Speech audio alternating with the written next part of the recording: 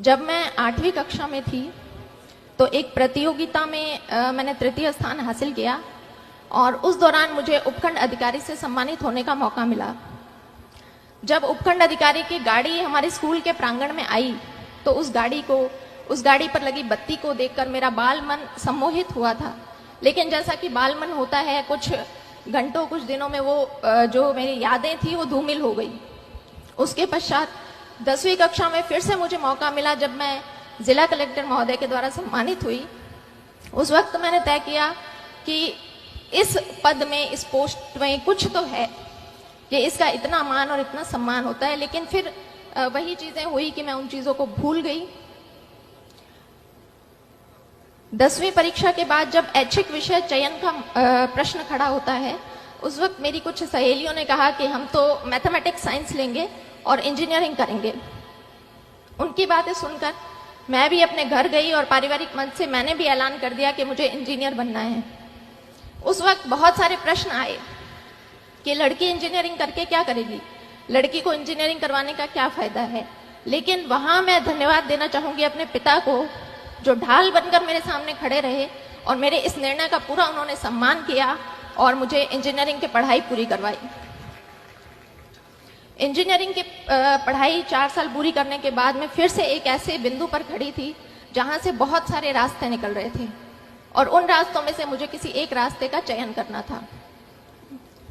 कोई विशेष गाइडेंस, मार्गदर्शन तो मेरे पास नहीं था, लेकिन परिवारजनों से विचार विमर्श किया और तय किया कि बैंक की काफी भर्तियां खुली हुई है और मुझे बैंक का एग्जाम देना चाहिए।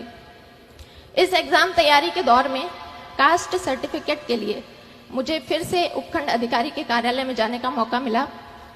उस दिन उनके कार्यालय के बाहर भीड़ को देखकर फिर से एक बार मुझे लगा कि इस पोस्ट के लिए मैं ट्राई कर सकती हूँ। घर आकर मैंने दबी आवाज में अपने पिता से पूछा कि उपखंड अधिकारी बनने के लिए मुझे क्या करना होगा। और उस वक्त ये प्रश्न पूछते वक्त मेरे पिता की आंखों में जो चमक थी, वो चमक मेरे लिए मोटिवेशन बनी। बाद में पता चला कि मेरे पिताजी ने भी अपनी युवावस्था में इन परीक्षाओं की तैयारी की थी, लेकिन वो सफल नहीं हो पाए। तो मैंने तय कर लिया कि मुझे इस परीक्षा को देना है और इसमें सफल भी होना है। तो इसी तरह से आप भी अपना सेल्फ मोटिवेशन देखें, कौन सी ऐसी चीज है जो आपको अपनी जर्नी के दौरान मोटिवेटेड रख सकती है।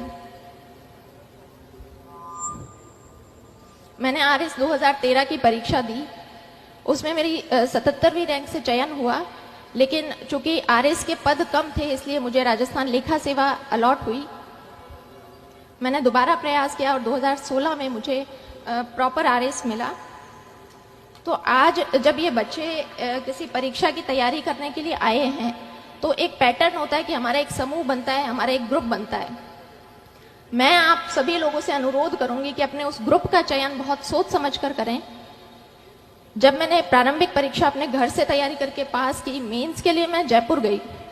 वहां पर शुरुआती दिनों में कुछ मेरे ऐसे दोस्त थे जिनका हर वक्त यही कहना होता था कि भर्ती तो सिर्फ 700 पदों पर निकली है, हमारा नंबर कहाँ आएगा।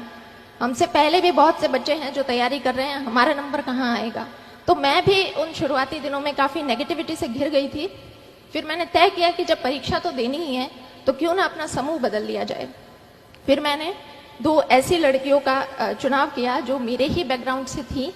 हमारा बस एक ही डिस्कशन रहता था कि भर्ती तो सैकड़ों पदों पर निकली है, हमें तो सिर्फ एक पद चाहिए। और आज हम तीनों लड़कियां आरएस अधिकारी हैं और वो जो ग्रुप जो नेगेटिविटी की बातें करते थे, वो आज भी आरएस की परीक्षा दे रहे हैं।